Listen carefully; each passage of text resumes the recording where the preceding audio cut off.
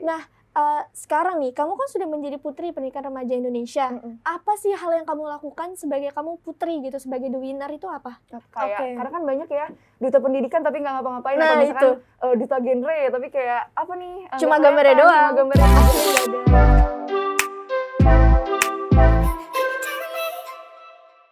Assalamualaikum warahmatullahi wabarakatuh. Halo semuanya, kembali lagi di podcast Cerita Bareng yang akan menemani orang-orang Depok bercerita. Tentunya bersama aku lagi nih, Susan. Semoga kalian gak pada bosan ya.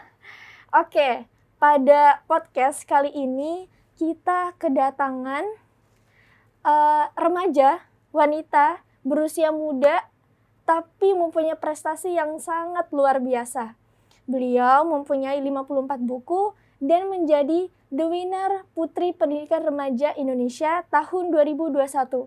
Keren banget kan? Aku aja tuh sampai insecure banget gitu. Beliau usianya lebih muda dari aku, tapi prestasinya luar biasa banget. Makanya untuk inspirasi kita bareng-bareng nih, kita belajar bareng sama beliau. Langsung aja kita ngobrol bareng bersama Fayana. Halo Fayana. Halo Kak Susan. Gimana kabarnya hari ini? Alhamdulillah baik. Kak Susan gimana kabarnya? Alhamdulillah baik banget. Oke, tadi abis acara gitu, masih capek nggak nih? Apa masih semangat? Harus semangat gitu ya sebagai remaja muda. Oke, Fayana ini sekarang tuh umurnya berapa sih? Aku bisa tebak nggak berapa nih kira-kira? Kayak dari tingginya tuh, tinggi aja aku kalah. Aku bingung. Berapa ya? Aku 16 tahun ini. 16 tahun. Iya, aku lahir 2005. 2005? Wow, sangat jauh ya. Aku insecure banget loh deket kamu. Boleh insecure dong. Harus semangat ya, harus jadi motivasi iya, gitu. Oke, kamu itu kan menulis 54 buku ya? Itu tuh awal mula kamu suka menulis tuh dari mana gitu ceritanya? Oke, mungkin aku boleh sapa teman-teman dulu juga. Boleh, ya. silakan teman-teman sapa. Semua kembali lagi bersama podcast dengan kakak cantik ini. Aduh. Dan hari ini kedatangan aku nih yang bakal ngobrol-ngobrol bareng juga berarti hari ini. Nah, kalau misalkan tadi pertanyaannya mulai awal mula menulis buku gitu ya. Jadi bisa dibilang aku ini nulis buku itu dari usia yang lumayan dini ya bisa dibilang, karena aku itu mulai pertama kali nulis buku waktu aku usia 7 tahun. 7 tahun. Jadi aku kelas 1 naik kelas 2 SD. Jadi bisa dibilang kelas 2 SD, dan itu buku pertama aku kelas 2 SD. Buku apa itu? Waktu itu buku dari lomba. Jadi ada lomba dari salah satu penerbit gitu, dari Darmizan, itu temanya aku dan hobiku.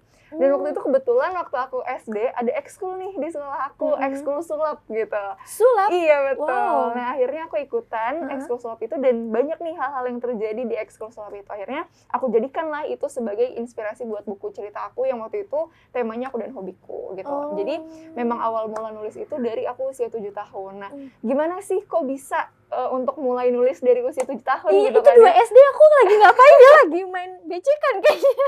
Aku juga main sih ya.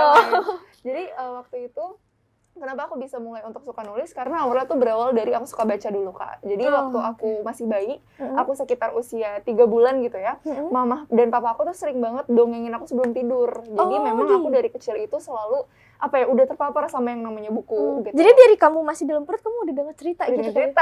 Keren banget. Jadi memang udah dibacain nih, udah terpapar sama yang namanya buku walaupun aku nggak ngerti gitu. Jadi tetap dibacain aja hingga pada akhirnya pas usia 3 tahun aku udah mulai bisa baca dan tulis sendiri. Akhirnya aku ke toko buku buat beli buku aku sendiri nih, ditawarin pengen beli buku yang mana kayak gitu kan. Akhirnya aku mulai untuk membaca sendiri, dan hingga pada akhirnya dari aku suka baca itu akhirnya aku jadi suka nulis. Dan akhirnya aku tuh dulu, kakak tahu nggak sih kalau misalkan kita kan lagi sekolah nih, terus kita beli buku tulis kan, itu kadang ada yang nyisa ya buku tulisnya ya. Nah itu sisa-sisa buku tulisnya tuh suka aku ambilin dan aku pakai buat nulis. Jadi aku tulis keseharian aku saat aku di sekolah atau sama teman-teman aku kayak gitu. Akhirnya karena mama aku ngeliat, dan mama aku tuh bilang waktu itu bahwa tulisan aku nih terstruktur, tidak seperti anak-anak SD yang nulis kan masih kayak awang-awang gitu kan ya, masih yang penting nulis aja. Yang penting nulis aja gitu. Waktu itu aku menceritakan itu dari awal sampai akhir tuh terstruktur, kata mama ceritanya seperti itu. Mungkin udah terkonsep 3 babak itu kali ya? Iya kali ya gitu kan. Terus akhirnya alhamdulillah aku ditawarin tuh waktu itu kan, yang tadi aku sempat cerita juga yang dari Darmizan itu dengan tema aku dan hobiku. Akhirnya aku mulai untuk nulis tuh dari aku 7 tahun itu. Dan waktu itu nothing tulus aja untuk ngirim ke penerbitnya, karena kan itu kan lomba ya. Dan lomba itu kan pasti ada saingannya. Kebetulan tuh saingannya itu kelas 5, kelas 6 SD, bahkan ada yang SMP. Jadi secara logika tuh kayak aku nggak punya pengalaman ini gitu. Anak pingin bisa-bisa ngikut gitu kan. Iya, kayak yang lain tuh udah pada gede-gede gitu kan ya, pasti kan secara logika juga mereka pengalamannya udah lebih banyak daripada aku. Tapi dengan modal aku yang kayak ya udahlah nyoba dulu aja lah, menang atau kalah ya belakangan aja gitu kan. Akhirnya aku ikutan lombanya dan aku menang, alhamdulillah juara 2, dan itu jadi buku pertama aku sampai sekarang kayak gitu. Pertama kali ngikut langsung juara 2? Iya, alhamdulillah waktu itu. Nah, sampai 54 buku tuh biasa kamu dapat inspirasi dari mana? Kadang mungkin ada beberapa teman-teman yang mikir juga kali ya, kayak aku susah nih mau dapat ide buat nulis. Kadang gitu nggak sih, kayak pengen coba nulis, udah ada niatan nih tapi nggak ada idenya kayak gitu. Betul banget. Jadi sebenarnya kalau dari aku sendiri, inspirasi tuh bisa dapat dari mana aja sih Kak. Kayak misalkan nih dari pertemuan kayak gini itu bisa aja dapat ide. Atau misalkan kayak dari nonton film, baca buku, jalan-jalan sama teman. Bahkan ada salah satu cerita aku yang itu terinspirasi dari curhatan teman aku sendiri. Gitu. Jadi memang sebenarnya inspirasi untuk menulis cerita atau inspirasi kita untuk melakukan banyak hal itu sebenarnya bisa datang dari mana aja. Yang penting intinya adalah kita niat dan mau buat mencari ide itu. Karena kalau misalkan kita diem-diem aja, nggak mungkin ide itu bisa datang dengan sendirinya dong. Jadi memang kita juga harus niat buat nyari ide itu. Jadi dari mana aja sih? Lebih cari banyak referensi gitu kali ya, banyak-banyak baca buku. Iya betul, kayak misalkan di Google kan sekarang ada banyak googling kan ya, artikel dan lain sebagainya kayak gitu sih. Oke. Nah, dari 54 buku itu mana sih yang kamu tuh favoritin banget, atau enggak ada hal yang spesial gitu selama kamu nulis itu? Oke. Kalau misalkan yang paling spesial itu sebenarnya kalau yang paling aku suka nih, yang paling berkesan, aku bakalan nyebutin mention 2 buku ya. Jadi yang pertama itu judulnya Jejak Rahasia Sahabat. Kenapa aku bilang itu buku yang spesial banget buat aku? Karena itu adalah buku yang paling bestseller Kak di selama masa hidup aku. Tapi selain itu karena bestseller, itu juga menjadi salah satu cerita yang lumayan ngena buat aku karena itu tentang persahabatan, kemudian juga ada keluarganya di situ, dan konfliknya tuh nggak cuma satu. Jadi aku tambah masalahnya di dalam buku itu tuh ada banyak kayak gitu. Jadi memang proses untuk membuat buku itu juga dari pengalaman aku, kemudian bersama dengan teman-teman aku pastinya. Dan itu waktu itu aku bikin waktu kelas 5 SD kalau nggak salah. Dan itu adalah kayak apa ya, kan kalau misalkan anak-anak SD drama-drama berantem gitu kan ya. Sering banget berantem pasti. Dan itu menjadi inspirasi aku juga buat nulis itu. Jadi memang itu berkesan banget sih. Dan alhamdulillah bestseller juga, dan udah 8 kali cetak, sekali cetak itu 5.000 eksemplar.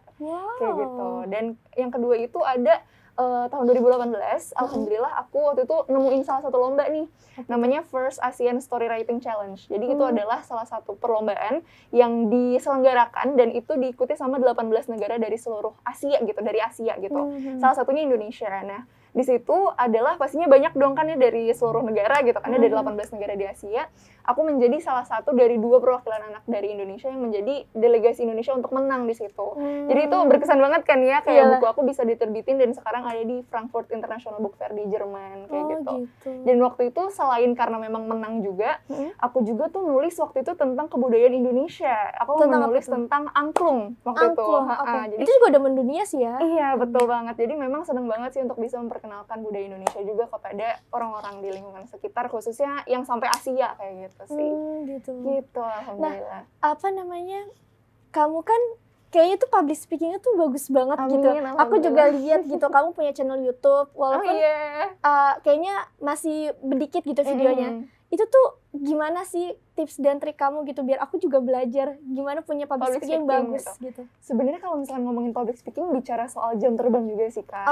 Iya betul. Karena kan memang aku sendiri juga udah mulai public speaking karena kebetulan ayah aku juga public speaker. Jadi memang aku diajarin juga sama ayah aku untuk gimana sih caranya untuk ngomong yang baik di depan banyak orang gitu. Walaupun sebenarnya aku otodidak juga sih, cuma karena ayah kayaknya tahu nih, oh nih anak nih kayaknya suka ngomong di depan banyak orang nih, jadi emang diajarin juga gitu.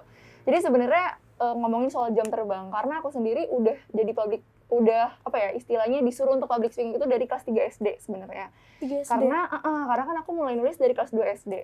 Dan biasanya kalau misalkan kita nulis, terus habis itu bukunya terbit, itu ada beberapa penerbit yang melakukan launching buku. Jadi memang kita tuh kayak ditanya-tanya gitu, gimana sih inspirasinya, kayak gitu-gitu kan wawancara ya. gitu ya. Diwawancara. Jadi memang dari kelas 3 SD itu aku udah disuruh nih istilahnya untuk ngomong di depan banyak orang. Jadi memang aku dulu tuh waktu SD, aku salah satu anak yang tertutup juga. Jadi memang kayak... kamu introvert? Aku ekstrovert sebenarnya, cuma emang dulu tuh nggak suka ngomong di depan banyak orang aja gitu. Tapi kalau misalkan makin kesini, karena memang disuruh untuk public speaking juga, akhirnya terpacu gitu. Jadi memang sebenarnya lebih kepada jam terbangnya sih kayak gitu. Dan kuasai materi apa yang pengen kita sampaikan sebenarnya sih. Karena kalau misalkan kita nggak punya wawasan, kita nggak banyak-banyak membaca misalkan, atau misalkan kita nggak baca-baca artikel, kita nggak banyak-banyak ngobrol atau bersosialisasi sama orang lain, itu kan kadang kayak kita nggak menguasai materi apa yang ingin kita bicarakan kan ya. Jadi banyak-banyak baca buku juga agar menjadi referensi dalam diri kita juga sebenarnya. Jadi tapi poin terpenting dalam public speaking adalah gimana cara kita untuk bisa memperbanyak jam terbang sih. Misalkan kayak ngobrol sama temen aja, atau misalkan kayak di depan kaca ngomong sendiri gitu kan. Kayak latihan gitu lah gitu. Latihan sendiri aja kayak gitu sih. Karena aneh juga sih kalau misalnya kita ngomong nih kayak gini, tapi kita nggak tahu dan kita nggak menguasai materinya itu tuh kelihatan kita tuh nggak paham. Jadi agak susah untuk menyampaikan pesannya gitu ya. Benar, dan mungkin aku sekalian sedikit cerita juga kali ya. Boleh? Jadi sebenarnya aku tuh pernah diceritain sama mama aku bahwa aku nih udah mulai bisa bicara yang jelas itu waktu usia 8 bulan. Karena kan biasanya rata-rata setahun ya. Biasanya iya setahun. betul. Dan ini tuh aku 8 bulan waktu itu. Kayaknya masa bayi kamu ajaib banget sih. Aku juga nggak tahu kenapa, alhamdulillah ya. Tapi kan maksudnya masing-masing orang kan punya kapasitas masing-masing Iya, juga. betul. Jadi waktu itu aku 8 bulan dan memang aku tuh dulu suka tampil di depan banyak orang juga, tapi apa ya istilahnya tuh nggak seperti sekarang. Kalau sekarang kan kayak di depan banyak orang udah biasa kan, karena emang jam terbang juga. Kalau dulu tuh aku masih yang kayak sendiri aja. Jadi tuh aku tuh punya external hard disk di rumah, warnanya biru, dan itu adalah isinya video-video aku, foto-foto aku dari aku masih kecil gitu. Dan itu eksternal hard disknya isinya adalah video aku waktu masih usia 5-6 tahun. Itu aku ngambil minjem HP mama aku, terus aku mau videoin diri aku sendiri aja. Kamu kayak, ngomong gitu? Iya, aku ngomong kayak, halo nama aku Fayana, kayak gitu. Jadi itu banyak banget videonya kayak gitu. Jadi sebenarnya lebih kepada gimana cara kita untuk bisa mengontrol diri juga sebenarnya untuk bisa bicara depan banyak orang kayak gitu sih. Nah, ngomong-ngomong soal kamu menjadi The Winner Putri Pendidikan Remaja Indonesia, itu prosesnya gimana sampai akhirnya kamu bisa berdiri sekarang ini? Oke, kalau misalkan buat proses Putri Pendidikan Remaja Indonesia, mungkin aku bicara sedikit soal platformnya dulu kali ya. Boleh. Jadi mungkin teman-teman semua kalau misalkan suka scroll Instagram, itu kan banyak tuh ya yang kayak putra-putri apa, putra-putri ini gitu kan ya. Nah, salah satunya adalah Putra-Putri Pendidikan Indonesia. Jadi Putra-Putri Pendidikan Indonesia ini adalah platform yang memang sudah berdiri sejak lama, jadi bukan tahun pertama. Dan di tahun 2021 ini ada ini, jadi tuh nggak cuma langsung nasional aja, tapi mereka punya regionalnya masing-masing dulu. Oke, per wilayah? Per wilayah, per provinsi. Nah, waktu itu di bulan Maret, itu ada seleksinya. Kebetulan waktu itu aku kenal sama salah satu Putra Pendidikan Indonesia 2020. Jadi itu temen aku kebetulan, dan dia tuh ngajak aku kayak, 2021 mau ada pemilihan nih, ikutan dong, kayak gitu. Kebetulan beliau dari Jawa Barat juga, gitu. Akhirnya aku coba ikutan, dan waktu itu seleksinya banyak, ada seleksi CV dulu, seleksi prestasi, seleksi motivasi diri, dan lain sebagainya, kayak seleksi pada umumnya gitu ya. Cuma kalau yang ini, itu fokus dan condongnya kepada bidang pendidikan, kayak gitu. Jadi memang, apa sih yang udah kita lakukan untuk pendidikan di Jawa Barat dan Indonesia ini, kayak gitu kan. Terus akhirnya, alhamdulillah, aku kirim CV, kirim portofolio, dan lain sebagainya, aku lolos lah, gitu kan. Terus akhirnya di Jawa Barat ini, kebetulan waktu itu di Bandung pada bulan Maret, akhirnya aku maju nih ke Provinsi Jawa Baratnya untuk melakukan seleksi. Nah, dari seleksi ini kan banyak nih ya, ada puluhan kan ya. Kalau nggak salah sekitar dari seleksi 200-an jadi 80, hingga pada akhirnya dari seleksi audisi itu, diseleksi lagi nih, jadi tinggal 20-an gitu. 20, itu seleksi apa tuh? Itu waktu itu seleksinya seleksi deep interview, seleksi FGD sama unjuk bakat waktu itu. Terus akhirnya dari yang 20 orang ini melaksanakan karantina. Jadi karantina secara offline. Dan waktu itu kalau nggak salah di bulan Juni, kita ke Bandung lagi, itu nginep selama 3 hari. Namanya juga karantina kan ya, kita di karantina selama 3 hari. Dan di situ kita top model, photoshoot, kemudian juga kita FGD juga, deep interview, segala macam, Q&A, kayak gitu kan ya. Jadi ada banyak banget seleksinya di situ, dan alhamdulillah pas grand final, aku dinobatkan sebagai winner Putri Pendidikan Remaja, tapi yang Provinsi Jawa Baratnya dulu, gitu kan. Jadi dari akhirnya pas Provinsi Jawa Barat ini, kan udah menang ya, aku beradvokasi, dan salah satu hal yang unik dari adanya Putra-Putri Pendidikan Indonesia ini adalah adanya advokasi pendidikan. Jadi advokasi pendidikan ini adalah salah satu bentuk partisipasi kami sebagai Putra-Putri Pendidikan Indonesia ini untuk bisa berkontribusi dari kemajuan pendidikan yang ada di Indonesia. Misalkan kalau dari aku sendiri, aku ini punya advokasinya namanya Libat Emas atau literasi baca tulis untuk generasi emas. Karena kan aku backgroundnya juga di literasi kan ya, jadi ngapain jauh-jauh dari literasi aja gitu kan, karena memang ya kita sama-sama tahu ya bahwa literasi di Indonesia ini masih kurang. PR buat kita. Betul banget. Jadi akhirnya aku majukanlah advokasi itu dan alhamdulillah jadi winner di Jawa Barat. Akhirnya dari masing-masing provinsi yang udah jadi winner nih, udah jadi pemenang di provinsinya masing-masing, majulah ke tingkat nasional. Kurang lebih kayak gitu sih. Jadi ada, kalau di nasional itu ada karantina online, ada karantina offline gitu. Kalau di regional kan cuma offline aja kan ya, sama seleksi-seleksi offline. Tapi kalau di nasional ini ada karantina online, ada karantina offline-nya juga gitu. Jadi sama, seleksinya kurang lebih sama, ada di interview juga, FGD, dan segala macamnya, top model kayak gitu-gitu, hingga pada akhirnya grand final baru aja kemarin di tanggal 7 Oktober 2021 dan dinobatkan sebagai winner Putri Pendidikan Remaja Indonesia. Jadi perwakilan provinsi itu? Betul, jadi perwakilan dari provinsi masing-masing kayak gitu sih. Luar biasa. Alhamdulillah. Tepuk tangan dong semuanya buat Fayana. Terima kasih. Itu luar biasa banget sih. Nah, sekarang nih, kamu kan sudah menjadi Putri Pendidikan Remaja Indonesia. Apa sih hal yang kamu lakukan sebagai kamu putri gitu, sebagai the winner itu apa? Oke, kalau misalkan tadi kan aku sempat singgung juga ya terkait dengan advokasi pendidikan. Jadi memang kita nggak cuma semata-mata dinobatkan sebagai duta pendidikan aja. Karena kan banyak ya duta pendidikan tapi nggak ngapa-ngapain. Atau misalkan duta genre tapi kayak apa nih? Cuma gambarnya doang, cuma gambarnya aja. Aksinya nggak ada gitu. Nah, berbeda dengan kita-kita saat ini nih, pemuda-pemuda yang memang ingin berkontribusi. Jadi memang kalau dari kami sebagai Putra-Putri Pendidikan Indonesia 2021, khususnya saya gitu ya, sebagai Putri Pendidikan Remaja Indonesia 2021 ini, saya memiliki advokasi kan yang tadi Libat Emas. Jadi Libat Emas ini literasi baca tulis untuk generasi emas. Isinya ada apa aja? Isinya banyak program-program saya. Sebenarnya kalau dari Putra-Putri Pendidikan Indonesia ini, saya nggak cuma dari 2021 aja. Bukan dengan karena ajangnya saya berkontribusi, tapi emang saya udah berkontribusi dari lama. Dari sebelum. Karena kan memang aku jadi penulis itu kan dari 2013. Jadi bisa dibilang sebenarnya advokasi pendidikan ini udah ada dari 2013. Cuma baru dinamain aja di 2021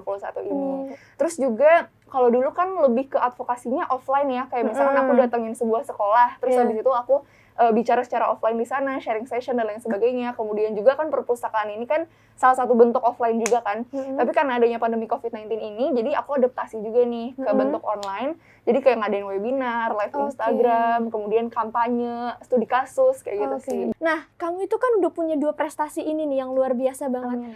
The next apa sih yang cita-cita kamu impikan tuh apa gitu? Masih banyak sih sebenarnya Kak. Karena kan maksudnya aku masih 16 tahun juga dan pasti perjalanan aku masih sangat panjang gitu ya. Sama dengan teman-teman semua di sini juga yang misalkan masih SMA, kuliah, SMP, bahkan ada teman-teman SD juga yang misalkan nonton film ini atau video ini gitu ya. Itu masih banyak banget perjalanan kita tuh masih panjang. Jadi memang kalau misalkan ditanya target apa sih sebenarnya yang pengen aku raih selanjutnya kayak gitu ya. Banyak banget, aku juga pengen ikutan misalkan duta genre atau misalkan juga aku sebenarnya berniat di 2022, doain aja teman-teman nanti stay tune, aku bakalan diriin satu platform online juga yang berhubungan juga pasti dengan literasi baca tulis gitu. Kemudian juga aku pastinya ingin lebih berkontribusi lagi sih buat Kota Depok ini, buat Provinsi Jawa Barat dan pastinya buat seluruh Indonesia kayak gitu. Jadi dengan banyak hal-hal lain yang nantinya teman-teman nantikan aja. Jangan lupa nih dinantikan apa yang akan dilakukan oleh seorang putri Indonesia gitu, seorang putri remaja pendidikan Indonesia. Sebelum kita closing nih, coba Fayana promosikan sebagai seorang putri Indonesia untuk banyak orang yang nonton podcast ini untuk lebih berinspirasi dan terinspirasi dan termotivasi gitu. Mungkin buat teman-teman semua di sini jangan lupa buat terus nonton dan pantengin Depok Bercerita. Karena di sini adalah salah satu tempat podcast yang menyediakan dan menjadi sebuah platform untuk anak-anak dan pemuda-pemuda untuk terus berkarya, khususnya di Kota Depok dan seluruh Indonesia. Maka dari itu tetap nonton, tetap stay tune dan jangan kemana-mana.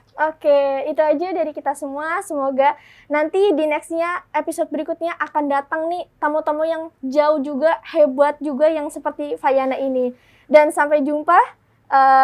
Assalamualaikum warahmatullahi wabarakatuh.